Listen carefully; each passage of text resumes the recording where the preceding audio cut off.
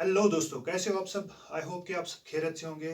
तो आज हम एक नया टॉपिक डिस्कस करने वाले हैं, that is limits and derivatives. ठीक है, ये एक्चुअली एक यूनिट है क्लास 11th का। तो इसी में हम यही यूनिट स्टार्ट करने वाले हैं। तो इसमें जो सबसे पहला टॉपिक है दैट इज लिमिट्स।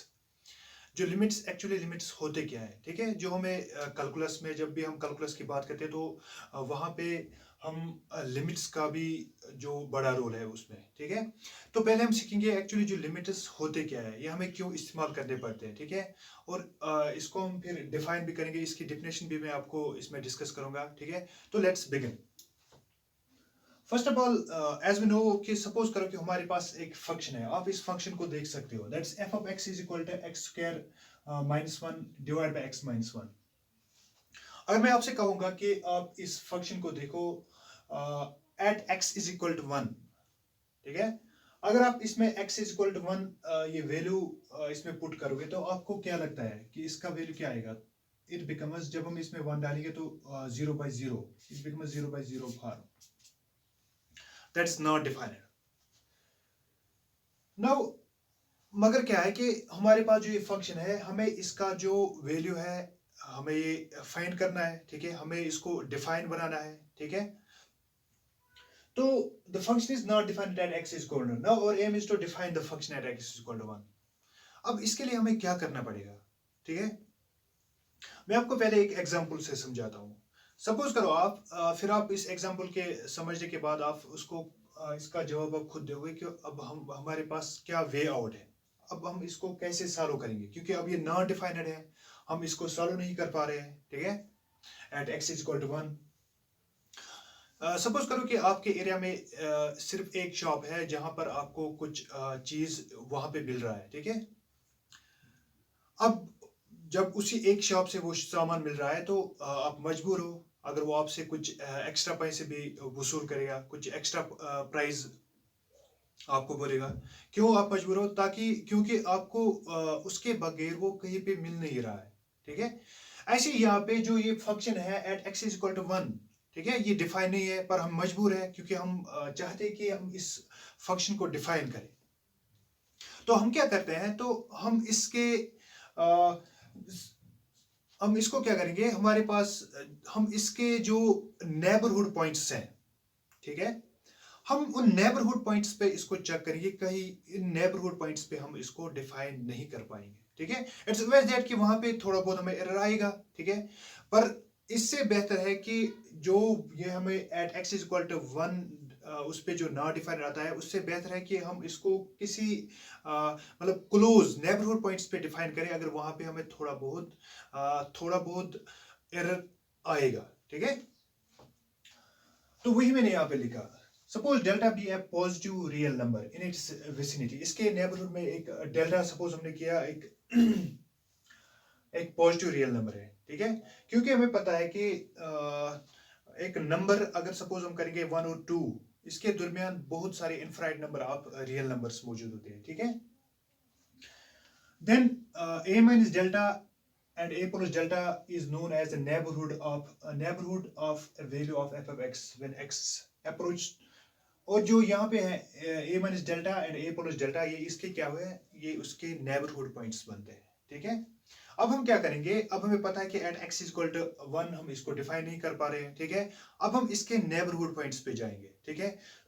इसके दो नेबरहुड होते हैं, ठीक है। एक तो इसके राइट में होता है, एक तो उसके लेफ्ट में होता है। वो भी हम डिस्कस करेंगे कि लेफ्ट लिमिट हम किसको बोलते हैं और राइट हैंड लिमिट हम किसको बोलते हैं, ठीक है। फिलहाल आप यहाँ पे आ जाइए।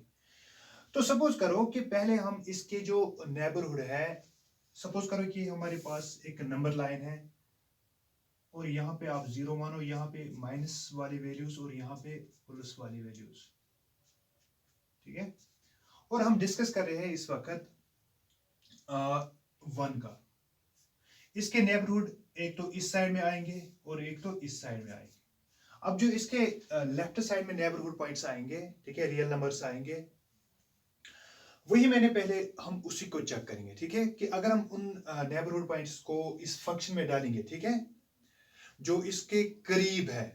ऐसा नहीं है कि आप उसको वहां पे, अगर हम 1 की बात करेंगे, उसको वहां पे नेबरहुड 2 भी है, ठीक है, उसको जीरो भी नेबरहुड पॉइंट है, ठीक है।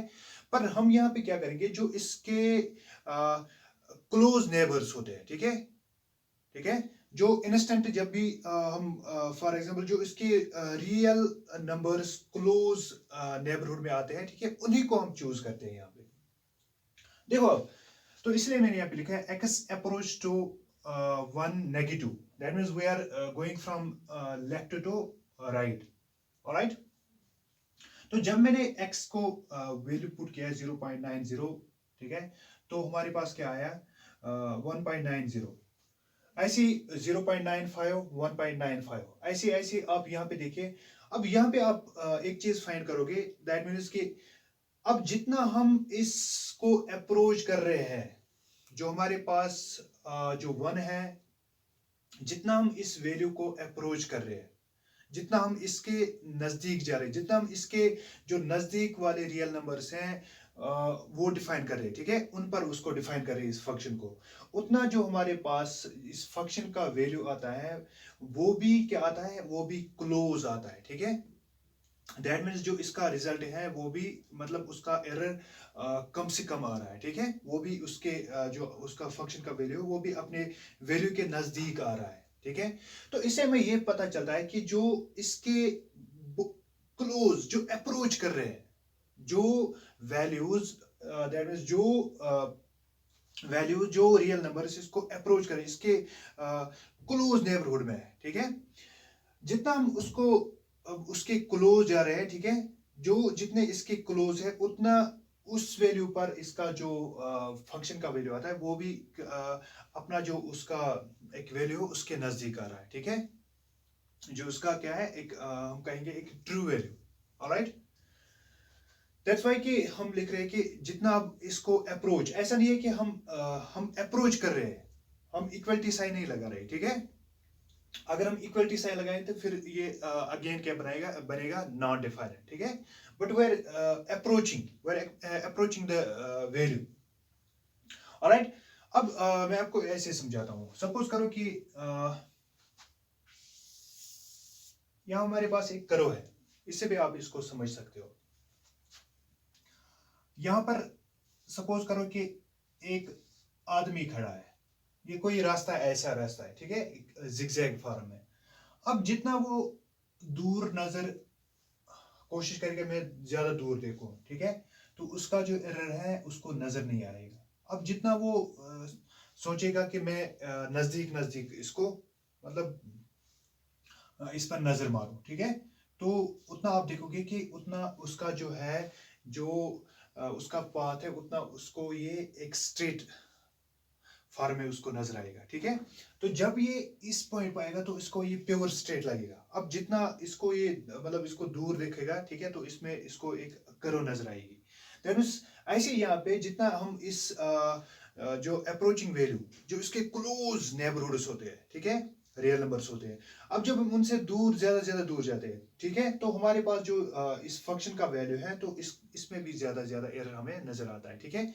तो इसलिए हम कोशिश करते हैं कि जो इसमें सबसे ज्यादा अप्रोचिंग पर अप्रोच इतना अप्रोच कि उसके बाद पर उतना भी अप्रोच नहीं है कि हम उसको इक्वलिटी में कन्वर्ट करेंगे, ठीक है। ऐसा नहीं है कि आप फिर सीधे लिखोगे x is equal to 1, but we are approaching, ठीक है, दैट्स व्हाई कि we are using here this arrow, alright. Now let's see this definition here. A function f of x is said to tend to limit as x tends to a. हमारे पास एक limit x tends to a, जो हमारे पास एक limit है, हम इसको टेंड कर रहे हैं। हम तब कहेंगे कि हमारा जो लिमिट है ये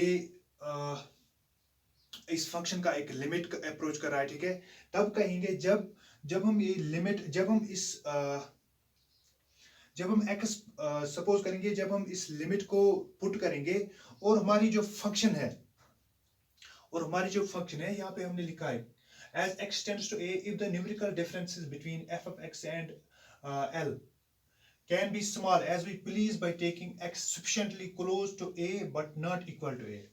That means कि जितना हम इस लिमिट को क्लोज करेंगे उस रियल नंबर से, उस मतलब जहाँ पे जिस वैल्यू पर ये हमें नॉट डिफाइंड दिखा रहा है, पर हम जब उस लिमिट को उसके क्लोज करेंगे, जितना हम उसके क्लोज करेंगे उतना क्या होगा, हमारा जो एफ ऑफ एक्स जो हमारी फंक्शन है उसका जो वैल्यू आएगा, ठीक है, वो डिफाइन बनेगा।